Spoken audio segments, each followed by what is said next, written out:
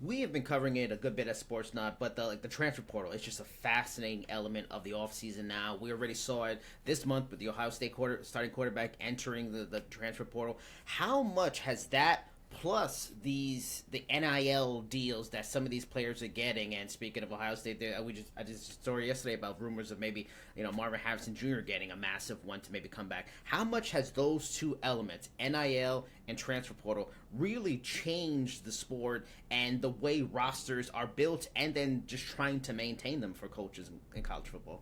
Yeah, it's really important. Roster retention is a huge part of what's going on right now at this time of year, because of the portal being open, because you have a number of players who have either gone in or are considering going in, and then obviously you have another group of players, if you're an elite program, that are considering going to the NFL. And then NIL factors into that, where you can entice even a player like Marvin Harrison Jr. to consider coming back to Ohio State. I don't think that's going to happen at the end of the day, because he's going to be a top 5 draft pick, and when you're a top 5 draft pick, you need to go to the NFL. But at least there's an option and a chance for some of these programs, and it certainly plays into it in terms of you lose a quarterback into the portal like Ohio State did, and you're still in a pretty good position to land somebody who might be an upgrade. That's never happened before.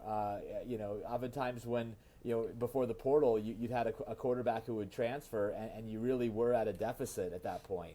That unless you found a graduate transfer or somebody with a very unique circumstance, you couldn't fill that position with a player that was at or better than the one who just left. So you can really change your team if you work the portal effectively, and certain programs have done that. Even ones that maybe haven't recruited at the top 5 level. You look at Florida State and their success.